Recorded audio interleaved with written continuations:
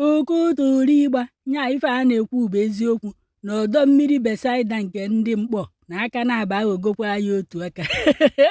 Prọfet onye eze Jizọs onye nwa mma aka na-asụ ụchụ worldwide mmadụ esiri men a na-esiri anyị the father all the men.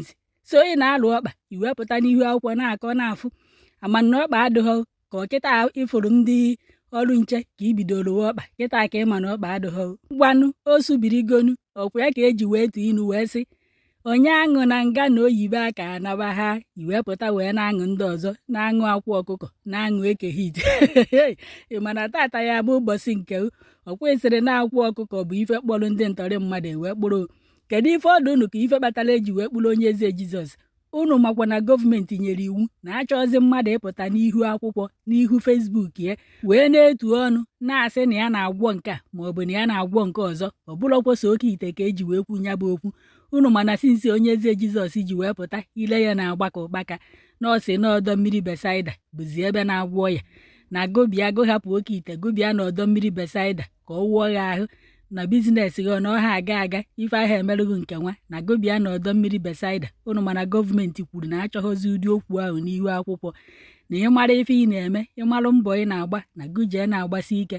Onye ka onye eze Jizọs pụtara na-afịọrọgharị ọnụ ọdụ unu ka ọ maka ife anụ nwa o jere na nke ndị uwe ojii ruo ebe ahụ na-agwafa na-akwụ ọkụkọ tiwara akị na ọba bụ ife gobiri ndị ntọrị mmadụ ka a bịa tọrọ ya ka ọdụ unu ka ọ maka ọ ga ya nwaanyị kewerie nwa ya nwaanyị ka ọ nụa o jechara ebe o jere ma amaghị ebe o si wepụta were ndị uwe ojii jee kpụrụ nwaanyị mmadụ si na ọnya nwa na-esiri ndị ntọrị nri. Kedu ife ọdụ unu ka ife ji wee bịa kpụrụ onye eze Jizọs? Ka ọ maka na ọnụ pụtara na-ekwu okwu ewee sị ka a bịa kpụrụ ya ka emee nyocha na nzacha mara na ife ọ na-asị na ndị ntọrị tọrụrụ ya na eziokwu ka asị ka ọdụ unu ka ọ maka mmiri Besaida ya nwa o debere n'ụlọ bie ka eji wee tọrọ ya. Prọfet onye nwa mma ngwanụ udo mana udo ka ya ekwe n'aka gị na akwa ọkụkọ ya afụzi ebe ahụ ya na-eke hit.